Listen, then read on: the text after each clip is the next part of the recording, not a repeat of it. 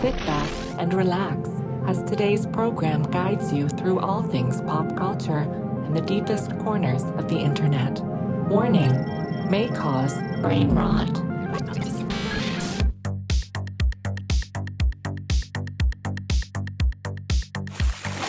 Hello, guys, and welcome to a late night edition of Brain Rot.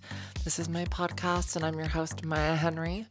Hello. I know it's been a while, and I just have so much going on in my mind that we're going to unpack today. I feel like I've been going through it, and there's also just a lot in general that we have to catch up on because it's been so long since my last episode, but I am excited to be back. I'm also nervous to be back. I feel like I've let you guys down in some ways, and so I have a lot of emotions that I'm going to talk about today, and just things that have gone on in my life, and also things that have gone on in the world, and things that have been changing. We're going to talk about some of the geopolitical issues happening in the world, also some of the stuff affecting trans people in different countries. We're going to talk about my recent trip to Mexico and my crazy fling that I had, which is probably going to take up the most majority of this podcast because we love talking about that stuff. And I feel like that as a topic is so important for representation because I always feel less alone when I hear other trans women talk about their experiences with dating and stuff like that. So I think it's really important to talk about that, and also just where my mental health has been currently, because I've been kind of in the dumps for a while now, like several weeks, I would say, just like lacking motivation and feeling probably what someone clinically would call severe depression, maybe. I don't know. I'm going to be very raw and honest with you guys today and just talk about the struggles that I go through because I think that maybe talking about it out loud will make it seem less scary to me and maybe hopefully to others as well. Right off the bat, we just finished an election here in Canada and we re-elected the Liberal Party with a new leader. His name's Mark Carney, and he is a much better candidate, I feel like, for the Liberal Party as the leadership because he is a career economist. He has a lot of international relations, and I think he will be good to combat some of the stuff that's been going on between our southern neighbors, the United States, with Donald Trump and the tariffs and stuff that are going on. So I'm kind of a little bit relieved in that sense, and I'm glad that we aren't following a trend of conservatism, which is sweeping across the world in many different countries. And a lot of it is corralled by a sense of, I want to say, ignorance towards minorities and scapegoating people such as immigration and LGBT community. We see in the UK recently, they have made it into law that trans women are not women, that only biologically born females can be considered women and access female spaces such as restrooms and change rooms and things like that. And it's such a complex issue. I think it's really bad. I think that it is sad that that is the focus. Because when you think about it, we really are 1% of the population, trans people, and trans women specifically, which is what everyone seems to have an issue with, make up 0.5% of the trans community. So I would argue it's 0.5% of the community that these policies really are enacted to affect. And it's created such large ripples in society because a lot of people want to blame others for societal issues, such as the raising cost of simple things like groceries or housing. And we want someone to blame for our internalized anger at the system that is at play today. And so you have billionaires like J.K. Rowling smoking cigars on their mega yachts, acting like a great victory has happened, when in reality, 0.5%, everyone, 0.5%. And I don't know what to say at this point. I just hope that we can come to a consensus as a society that we are just human beings looking to exist in society with the rest of people, you know? And ultimately, I guess what this kind of a law does is it only really allows possible trans women to access spaces because they are going to go undetected. Like, I personally could not walk into a men's washroom without getting an insane reaction. Like, it would be a publicity stunt if I did something like that. I have been barred from going into men's washrooms and clubs and things because the women's line was too long and I have been refused entry. You know what I mean? Like it just doesn't work in a practical sense of things. And so to have something like that happen in the UK is just scary. And also for the legal reasons as well. In the US, they have, put holds on passports and government issued ID for people who changed their birth sex on their registrations and they've reverted it back. So if I was living in certain parts of the US and I needed to renew my license, they would put male on it, which could put me in so much danger in the wrong crowds or make me face discrimination when it comes to work or even just visiting a bar or somewhere that you get ID to get in. So it just is really, I think, a targeted attack on trans people. And I needed to talk about it because I hope that if you are watching this at home and you have a voice and you have a vote in your next elections, that you really take into consideration your neighbors who are struggling, your visible minorities that are just trying to live a normal life and fit in like everyone else and realize that we are just human beings at the end of the day. We're all floating through a big hunk of rock in space.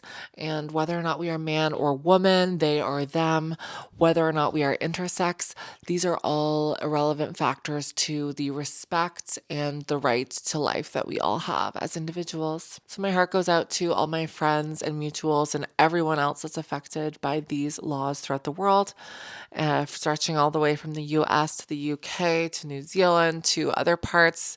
And I just hope for the best in the future. And I hope that acceptance wins out over all of this craziness. Recently, I went to Mexico with my sister, my sister's current roommate Olivia, and my sister's old roommate Jill. We're all friends. We've been friends for years, and it was a fun girls' trip that we planned back in January. And it finally made it out of the group chat. We went to Sayulita, Mexico, which is on the western coast. So it was a little bit longer of a flight. And last time I went to Mexico, I've only ever really been to Playa del Carmen and Cancun, which is on the eastern side. So it was nice to switch things up and try something different in Mexico and experience something else. And it was such an amazing trip. I'm going to have a whole vlog come out with all the footage that I've taken from Mexico. It was a wild ride. We got there and our Airbnb was absolutely stunning. It was this rustic villa up in the high hillside of Sayulita. And it was treacherous to get to the point where our Sprinter van could not go up the steep incline of the cobblestone road. And so we had to take our luggage outside of it and wheel it up ourselves and like try to carry it. It was so hot. It was so difficult. But that Sprinter van started smoking black smoke and we literally thought it was going to explode. So it was crazy adventure straight from the beginning of the trip. But it was so much fun. And it was just well needed, right? There was lots of swimming, lots of delicious Mexican food, drinking tequila, having fun. We really made the most of the trip. It was awesome. I definitely recommend going on trips with your friends because you will never have a better time in your life, in my opinion. Now, on this trip, I was not planning to meet anyone. I was not planning to have a rendezvous or a fling, if you will. But sometimes shit happens. And we went out after a day on the boat. So we were kind of sun fried and it was a wild day on the boat. We were dancing, we were drinking tequila. It was this huge tour boat called the Fat Cat by Alley Cat Tours. And it was honestly like a family friendly style boat. I was really nauseous at one point on the boat on the way out to the island that we were snorkeling at because of the choppiness of the waves. So I felt like I was dying. I literally was just like rolling around on one of the freaking benches because it was like so rocky. And then I felt better. Then we were drinking and dancing and partying. And then we got back from the boat. We went out for food and stuff. We got ready. We got dressed up and we're like, you know what? We're going to go out. And mind you, I believe this was a Thursday. And so we ended up going out to this corner spot in Sayulita downtown, which is where a lot of people go out. They have open bars. It kind of reminded me of when I was in Thailand and people just spill out onto the streets. You can get drinks. There's DJs playing electronic music. We went to this one place, I believe was called Yambak, and it was just really, really busy and fun. And the inside was really crowded. And you know, when you're out, you're feeling your oats, you're just looking great. You have amazing makeup and hair and stuff. you just, you might glance around the room and see if you find anyone cute. And I definitely noticed someone at Yambach. They were wearing like a white button down. He had like a handsome tan and stuff, and he was tall. And I don't know, I noticed him maybe for like a split second. I thought, oh yeah, that guy's kind of cute. Did I talk to him? No, I didn't. But I noticed him looking back at me a little bit, but not like crazy or anything like that. And then I just was hanging out with my friends. We had shots. We were like, okay, I guess we should go. We left that place, didn't think anything of it. And then we were kind of just like bar hopping a little bit down the street. And it was starting to get less busy the further we went. And we were walking in the street. And then this other group of guys comes up to me, like one of the guys. And apparently he said, like, oh, I think you look really beautiful. What are you up to tonight? Or something like that. I don't know exactly. I feel like my sister would know the exact words because by this point, I have amnesia. I've been drinking a little bit. I don't remember all the details, a little bit foggy. But this guy was kind of funny looking. He had these like big sunglasses on that were like orange shade, and he had just like this group of guys all kind of had like a feminine like kind of style to them. And I thought, oh my god, is this like the gays? Like, have I found them? Like, are we gonna have fun tonight? Like, let's have fun with like a group of LGBT, because also Sayulita is near Puerto Vallarta, which is where a lot of gay people go for like gay vacations and stuff. And so I just thought in this moment, because I was drunk, I was like, oh, this guy must be gay. So I started chatting with him, and apparently I asked him like about his boyfriend, but he was straight, which is crazy to me because even my sister was like, yeah, he was kind of giving feminine vibes, so I wouldn't have been surprised if he was gay. But it does not matter. I was not judging. I don't know. I love to assume that a guy's gay, and then if he's not, he's not, and it's like whatever. But he was so chill about it, even with my assumptions, and all of his friends were like really chill, and I could just tell they were more the artsy type. You know those like artsy like white guys that like I don't know, they're in like graphic design or something, and they like work in tech, and that was the vibe they were all giving, and they were just like chill, nice guys. And I was like, honestly, this is like a good group of people for us to just like kind of hang out with when we're out, because it's fun to meet new people. I love socializing, and apparently when I drink, I become a social butterfly. So we were just chatting, making jokes with all of them, and we ended up all doing a U-turn and heading back to that one corner where all the bars were, because it wasn't really as busy where we were on the street, but we were laughing and joking and whatever. My one friend kind of liked one guy, and then my other friend and my sister were like just chatting with the other guys, and it was funny. And we were talking about their girlfriends and how this one guy's girlfriend was from Argentina and she's so mean to him. And I don't know, it was just like funny vibes. It was all for the story and the lore and the adventure of it all. Anyways, we go to this other bar on the corner, and who walks in but that guy with the white button down shirt who I thought was kind of cute. Now, I don't know who approached who. I can't remember. We definitely both were making eyes at each other. I don't remember like all the details. He definitely remembered more than I did. I obviously was pretty tipsy, but we just had like a flirtatious, fun moment. We were dancing together. We were talking. I think I said something like, oh, I noticed you looking at me. And then he said something like, well, how could I keep my eyes off of someone like you?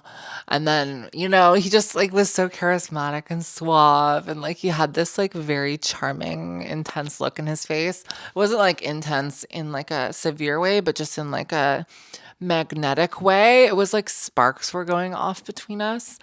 And I just can't describe it in any other way. And it was just like chemistry and fire. And we may have kissed, and we were just dancing and having fun. And I asked him like, what brings you to Sayulita? And he said he was visiting for a wedding, one of his friends' weddings, a destination wedding, and it was happening the next day on the Friday. And I was just, getting to know him a little bit. I will say he didn't really ask me much of anything about me, obviously my name and stuff, but did not know what I do for work or anything like that really. I don't even think he asked for my Instagram or anything like that. And so that's fine. But I was just like humoring it because in my head, I'm thinking, okay, I'm here on a girls' trip. I'm not trying to make anything out of this. I'm not trying to turn this into like me meeting guys and stuff like that. But this was like a nice moment. It was fun. And he was asking me, like, oh, where are you staying? Blah, blah, blah. And I did say to him, I was like, well, nothing's going to happen because I'm staying in this villa up on a fucking mountain. And we need a 4-person golf cart to get up it because it's so steep. You couldn't even really walk it at night. It's terrifying. And also, you could not fit on the golf cart and you're just not welcome back. Like, it's a girls' trip. Like, I'm not having you back at my villa. And he was like, well, my hotel is just down the road from this area where we're out at. And I'm like, well, I'm not going to your hotel. I just met you, sir. And also, I'm not going to stay over with you. There'd be no way for me to get home afterwards because I can't take a taxi back to my place. I need a golf cart. I have a one-way ticket and I cannot. It felt like a Cinderella kind of moment, you know? And so I eventually had to say goodbye to him. It was fun, whatever. We exchanged numbers and he said, why are you leaving? And then I said, apparently this is what he told me in hindsight. I turned around, flipped my hair, and I said, don't worry, I'm sure we'll see each other again. And then apparently I smiled at him and it gave him the butterflies. Those are his words, not mine. Like, this is what he told me after the fact. And so apparently I'm very charismatic when I have had some drinks. And so I was definitely laying on the flirt back. And so, yeah, I went back to the villa.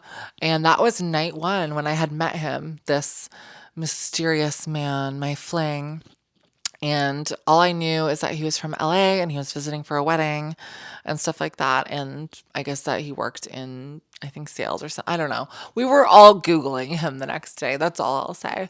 And everyone was just kind of like, oh, who is he? You know, like, it was just one of those fun things. You could just like gossip and talk with your girlfriends about it. And it was just like one of those like wild nights.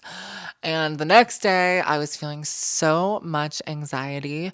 I guess over the fact of, oh, I'm on a girls' trip. And then I spent last night chatting with a guy. And I don't want to be that girl who's like always talking to guys when we go out. Like, that's not my goal.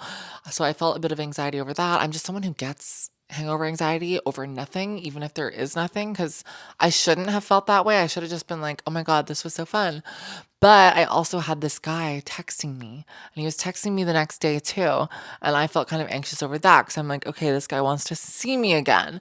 And I don't know if I can. And also, like, just all these thoughts going on in my head.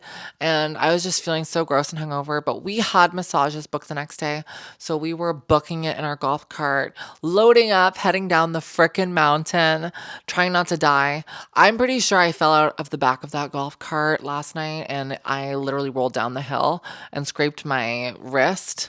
And so, yeah, it was pretty wild, needless to say. And then I went to go get massages, right?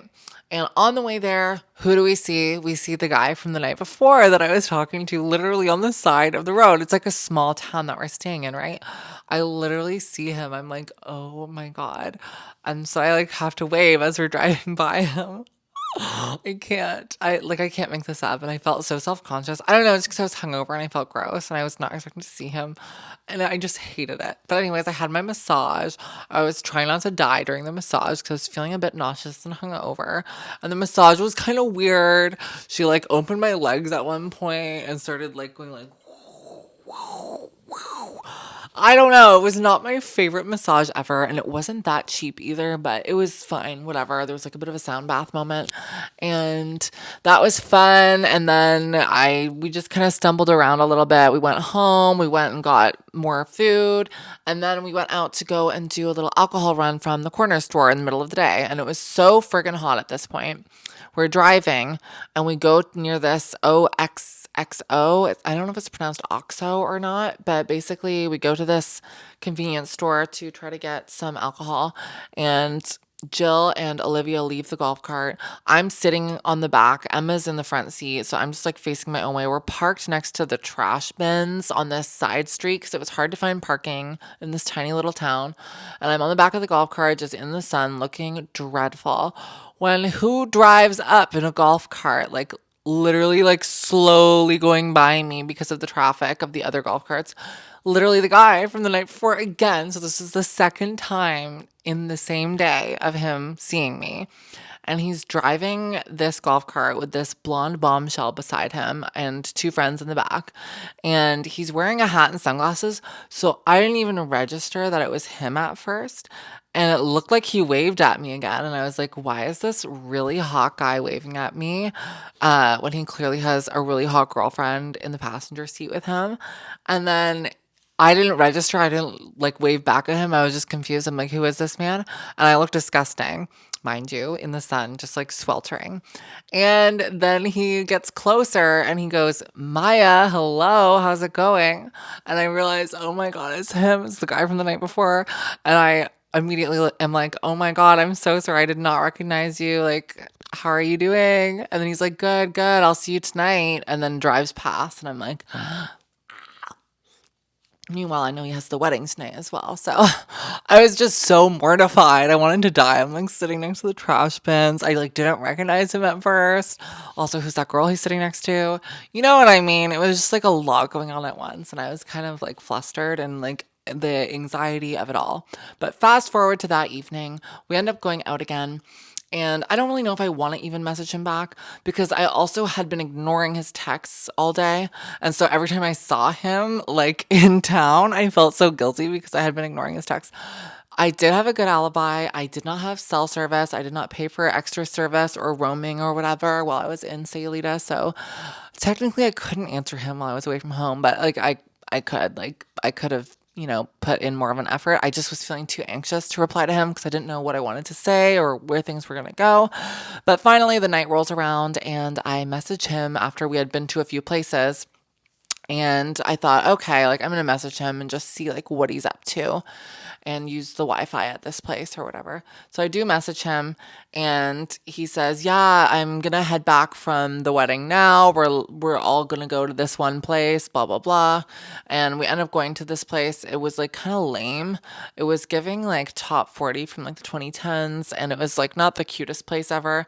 So we ended up bar hopping a little bit more. We ended up back in that corner that we were in.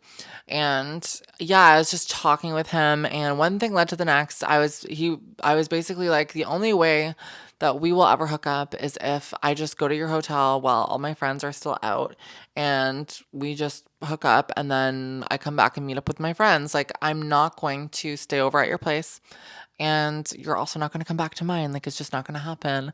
So it ended up happening. I told my friends, I was like, I'm going to go to his hotel.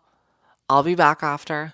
So I leave, I go to his hotel, they go and get tacos or whatever, and we hook up. And it was like very intimate and honestly cute and fun and it was nice. It wasn't bad. But yeah, I don't know. I don't know. I'm not gonna go into detail over that, but it was fun. And I know like we both really enjoyed it. And then I went downstairs to go back home. And all my friends were waiting in a golf cart. It was like a rom-com movie moment. I like leave this hotel. My hair is all fucked up. And Jill and Olivia and Emma are sitting in the golf cart waiting for me on the side of the road. I'm like, oh my God, I feel like such a whore, like coming from this hotel room. But honestly, it was so worth it and it was so fun. And we just ride our golf cart back up the treacherous mountain late at night and we pull into this villa and instead of just going to bed, we strip completely naked and go dive into the pool and have a wild witch-like skinny dip session. And Emma accidentally falls down the outdoor cement staircase and breaks her ankle, which is crazy.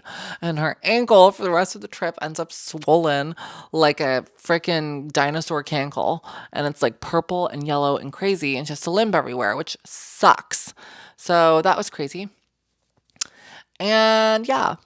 That was night 2 in our 3-part saga of my Mexico fling. Now, I'm feeling even more anxious on Saturday because I'm like, wow, like I can't believe I hooked up with him. I feel a little bit weird about meeting up with my friends on the golf cart. I have a lot of like internalized shame and guilt about relationships, intimacy, things like that. Like I just feel like I'm being judged or I feel like, and I have no reason to feel that way, but I just feel an internal sense of that for some reason, even though it was all just, fun and like it was all in the open. I'm not like doing anything bad in any way, but I don't know, I feel this like sense of like weirdness about casual encounters. I prefer more of a relationship with someone. So I'm not really like used to that or into that, but we did have a wild, crazy connection. And I could just tell that he was into me more than just something casual, because he would continue texting me the next day, and the way that he would look in my eyes and the way that he just presented himself to me, it was as if he had like fallen in love with me instantly, like love at first sight. He was so genuine, he was so kind, and he was so obsessed, I would say. So I kind of ignored him the next day too. And finally, we ended up meeting up again in the evening. And I was with my friends. Obviously, we'd had espresso martinis and stuff like that. And we met up in the evening again. And it was honestly, it was like out of a movie. I think this kind of story is like fun to tell from the perspective of being a trans girl, because we don't often have these types of experiences where we can, oh, so cute. So Elio, for anyone just like listening to the podcast, Elio just came and crawled into my lap and he's sitting with me. It's so cute. But we don't always have these experiences where we can exist in a public way and just live our lives.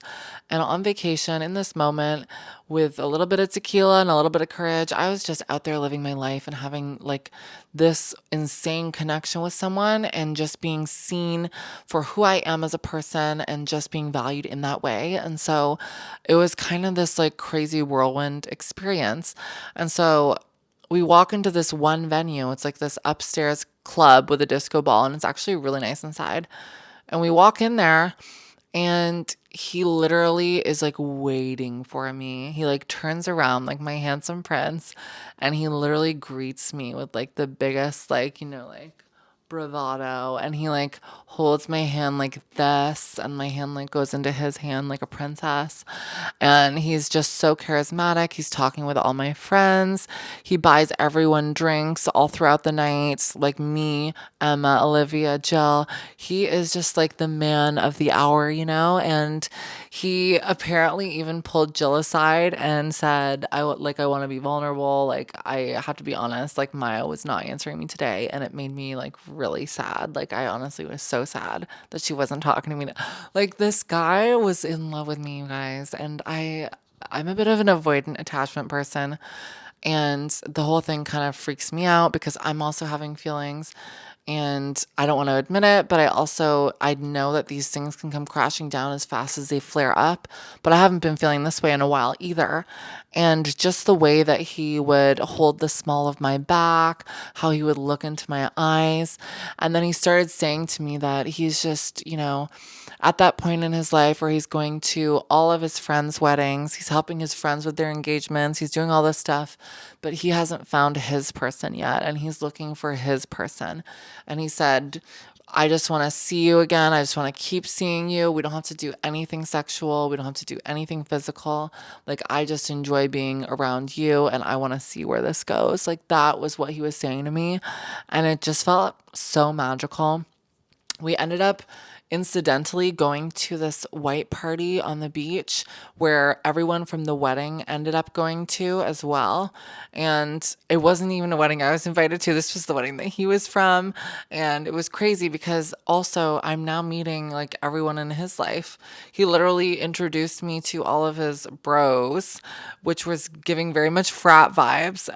And some of them, I literally saw some of them like giving him like kudos and high fives and whatever, like congratulating him that he had bagged me. Like, I don't know. I felt like this weird trophy, which I know sounds like the ick or whatever, but just in the moment, it felt so surreal. Like, I was like, wow, like, why me? Like, I felt like a princess. I was like, why me? Like, what about me would deserve this reaction or feel this way?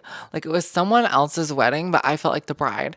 And you guys, he literally started introducing me to some of his friends at this like beach white party as his future wife. Like obviously semi as a joke, but I knew that he was serious. Like this was not a joke. Like he was manifesting this. it was crazy. Like, it was crazy. It was wild.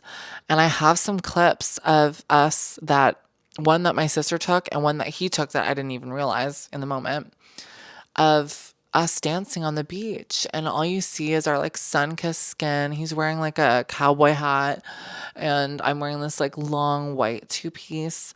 And we're just dancing romantically on the beach. And like he takes his hat off at one point and like covers our faces. And like we can't, like, the video literally looks like it's out of a movie. Like, I don't know. I can't. It's like making me emotional, but it was just like a lot, you know? It was just like a whirlwind romance, you know? And I never expected something like that to happen while on vacation or to meet someone so cool. And he was serious. And he was like, yeah, I'm going to fly back to LA on Sunday. And I was like, well, I guess this is it then. And he's like, it doesn't have to be. And I'm like, well, what? You're going to buy me a flight to LA? Like, we live so far apart. And he's like, I will buy you a flight to LA. And I'm like, okay, I'll believe it when I see it. But I knew he would. Like, I could tell just in the moment, I could tell how serious he was. So, in true Cinderella fashion, I realized it was like 2 a.m. And again, my anxiety started kicking in. And I'm thinking, wow, like I spent so much of my night with this guy.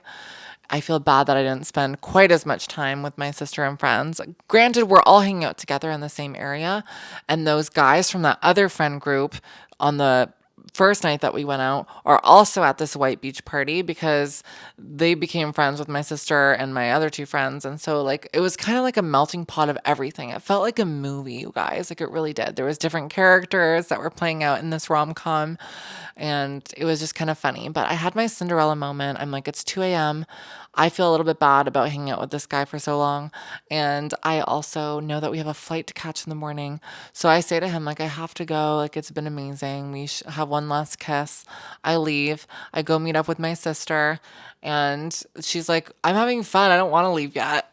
They're like having fun and they're hanging out with those other guys. And I'm like, wow, okay. Like, I literally cut my night short with this other guy because I just figured like they would want to go by now, but they didn't and they were having fun. But regardless, we did end up leaving, and I did say we do have to go because we do have a flight and whatever. And so we left, and I just saw my man smiling back at me from the beach crowd and one last wave, you know?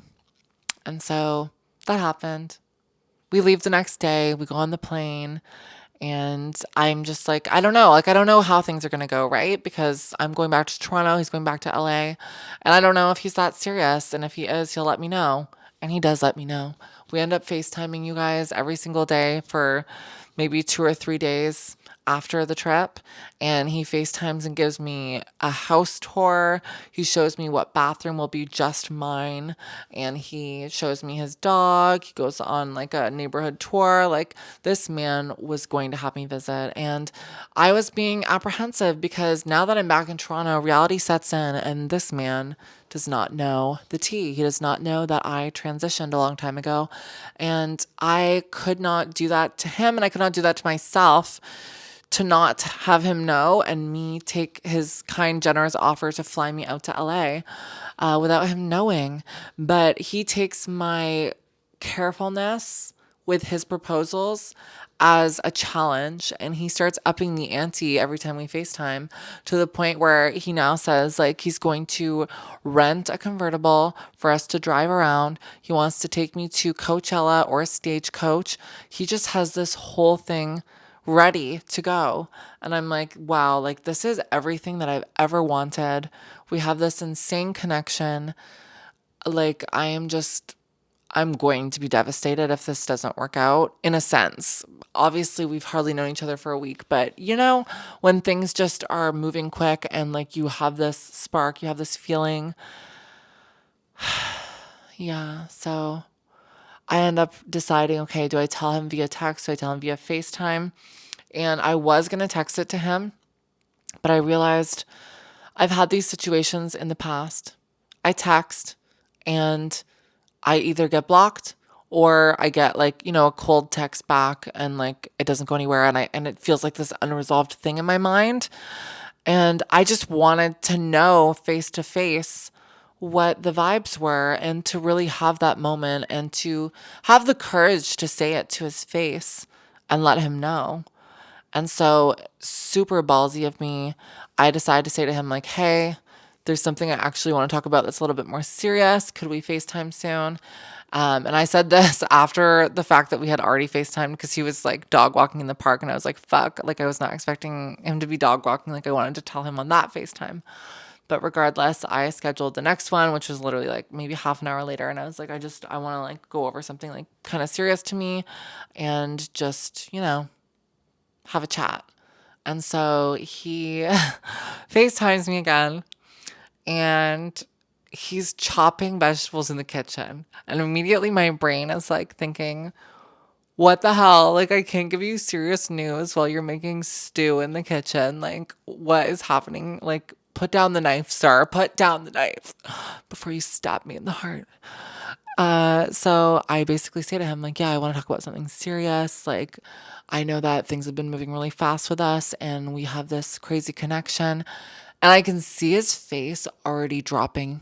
I can see the blood leaving his face. He's getting pale. He puts down the knife and he looks super serious. He bends over the counter and goes like, and like sighs kind of.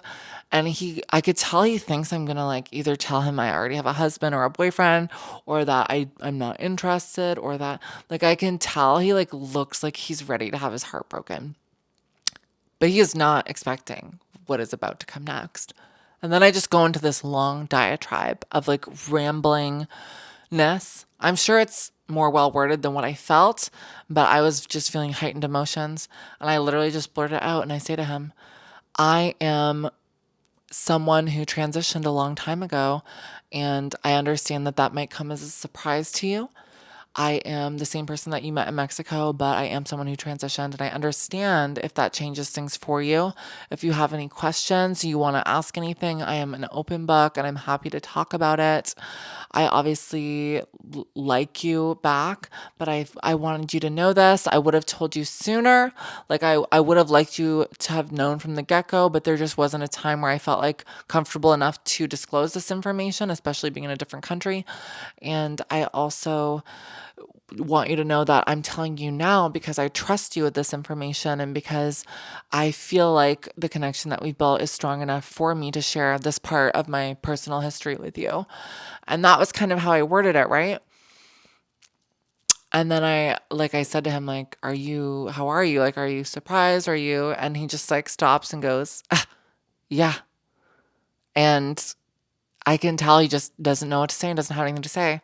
And so then I just say to him, I'm like, okay, well, let me know if you have any questions. I'll give you some time to process this. Obviously, this is probably a big thing for you to process, but just get back to me if you have any questions and we can chat more and I'll see you soon. And that was the end. And he just said, okay, well, thank you for letting me know. And then that was the end. That was it. It was just thank you for letting me know. Like, whole demeanor changed, everything changed. And he just kind of looked like a ghost. And I kind of knew that it would go that way. I kind of knew it in the back of my mind. At least that's like your fear in a sense. But at least he was like respectful about it. And like there wasn't like some crazy blowout. But I also knew that there wouldn't be that in a sense because when you do have a connection with someone and when you do have those feelings, it's not like they just go away because you find out something new about the person.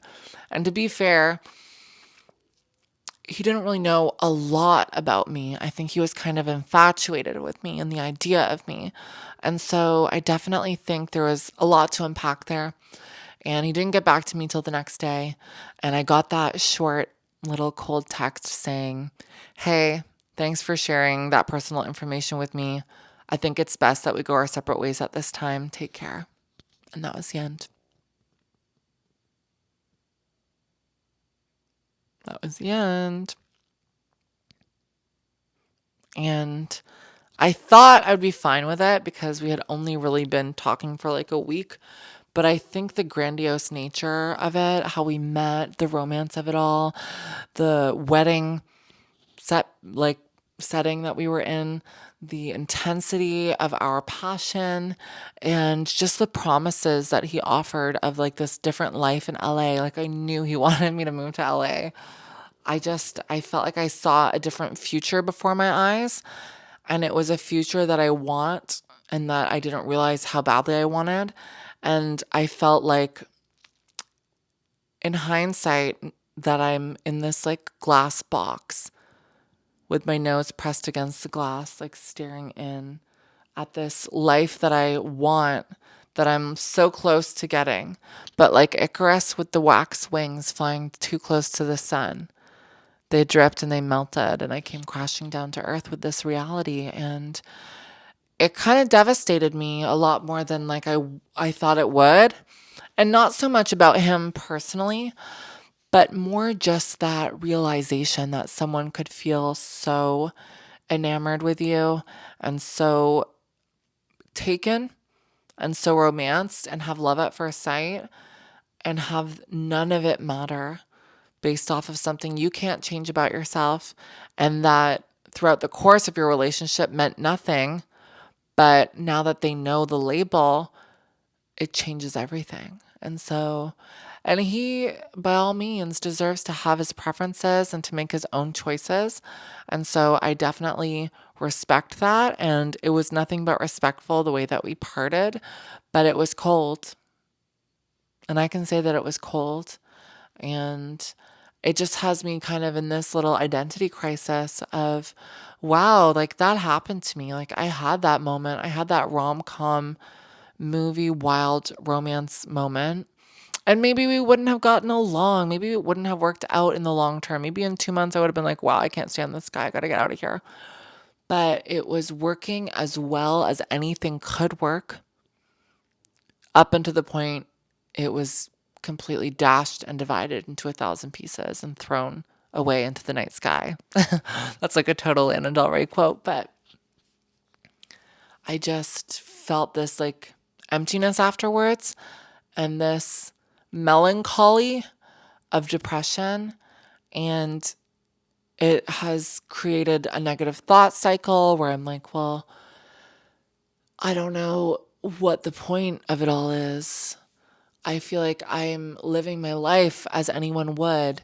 And yet, this part of my past is still like something I'm dragging behind me, and it's keeping me back. And everyone's passing by me. People are entering new relationships, people are entering new chapters of their lives, weddings, baby showers.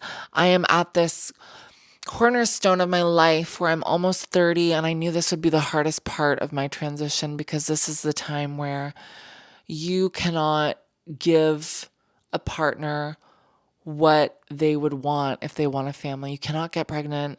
You struggle to find a connection with someone who values you on equal footing to any other woman. And so these thoughts, these negative thoughts creep into my mind.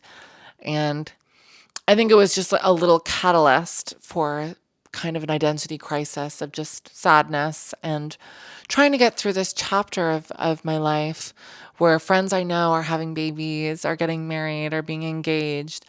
And I haven't been able to be with someone longer than a week since my last relationship.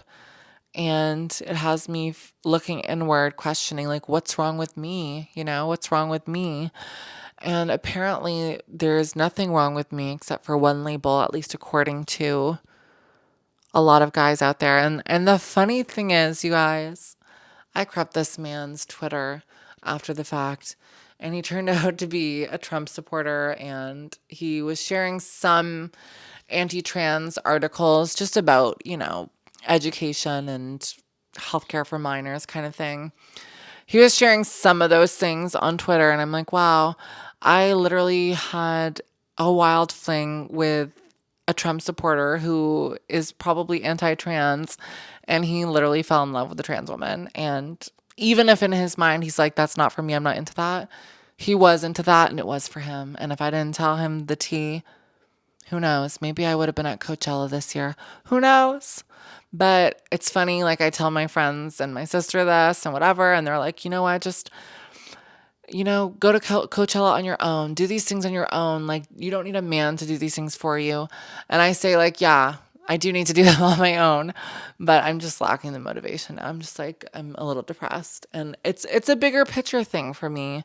Like this obviously isn't the first time someone's rejected me for that. It happens constantly, all the time. And I don't know what the point of this podcast is other than to trauma dump. But there were moments where I felt like this was just such an on cloud nine situation. And I don't know, in my heart, like obviously I know that he's never going to come back, but I just, in my heart, sometimes I like to just imagine and daydream like if one day he or someone in the future would be like, I don't care anymore. Like, you're the person that I met, and that's more powerful and important than any label. And I don't know, that's obviously like what I would want to hear, and I just have never heard. So, continue this lonely existence. And I just want to, live my life like anyone else. So, I've been kind of sad over that. And I've been kind of struggling. And it's not just specific to him, it's specific to the situation and to the life that I have. And I'm trying to just be grateful and live my life. But what I do want to kind of unpack is that a lot of people look at me and think that I'm just like full of this insane privilege because I look the way I do and I had access to hormone pills. And, there are certain things that I guess are just privileged about me on a very superficial exterior level, but it doesn't mean that I haven't been through so much trauma and pain and that I still don't go through that kind of stuff. And in some ways it hurts more so because I feel like I am presented with these opportunities quite often, but there's never a follow through.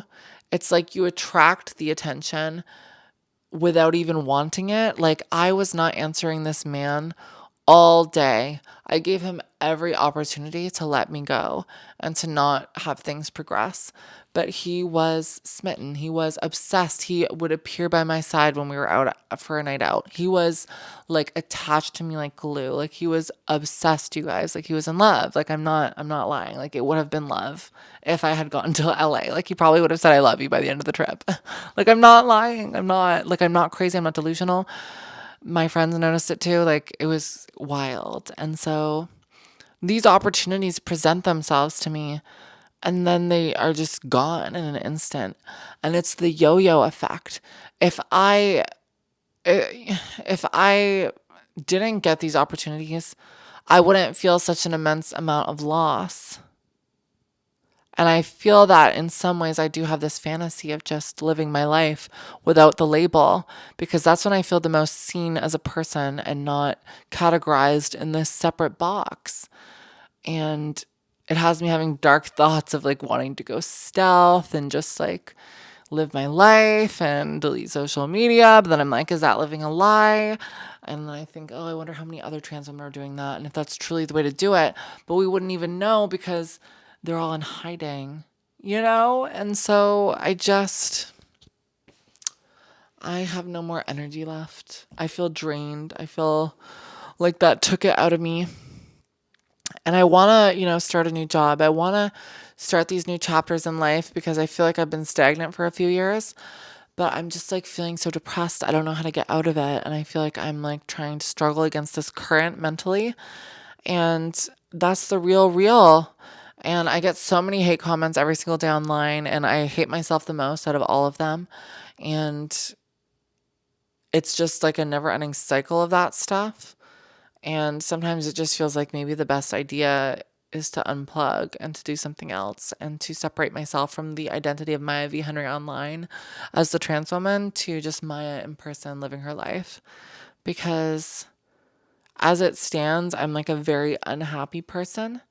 I have everything in the world to be thankful for, but I'm so unhappy in this moment. And I've been unhappy for quite some time. And so I just need to really like go on this journey of rediscovering myself, finding my passions, and most importantly, finding my balance in life, because I have felt so unbalanced and unhappy for so long. And I think when I find that balance, I won't put as much importance on if a guy liked me and dropped me like a rock. Like, it won't affect me quite as much. We're a human being. I'm allowed to be sad about this, But I don't want it to affect me like this. I want to be able to just shake it off, in the words of Mariah Carey. But that's pretty much my podcast episode for today. I hope you guys enjoyed that. The Mexico trip otherwise was stunning and it was amazing. And honestly, the fling was amazing. It was great. It just didn't work out. And so that's how I'm reframing it in my mind.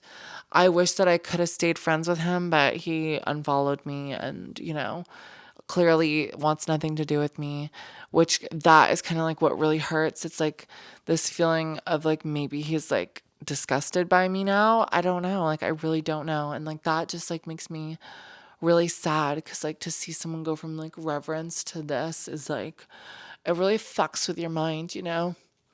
So and that's like the identity crisis part of it where I'm just like I know I have a lot to offer as a person.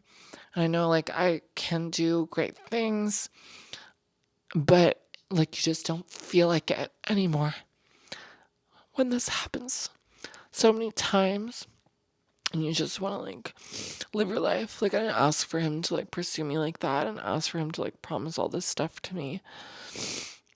And so like to have it just gone like that, it's like then in my mind I'm always thinking like anytime anyone approaches me or is interested, like 99% of the time I'm thinking like I almost just want to say at this point like, oh, don't bother talking to me, like I'm a transsexual, like there's no point, like just find someone else. Like, is that what I'm supposed to do? Like, is that how my life is supposed to be? Like, part of me just wants to like sell all my shit and move somewhere else and just like volunteer for the rest of my life. Like, it's like you don't even care anymore about anything because it's like, where do I fit in? And then you see like the legislations going on in the world and they're like, you're not a woman, you can't use the bathroom, you can't do anything. So that's just like what it feels like lately.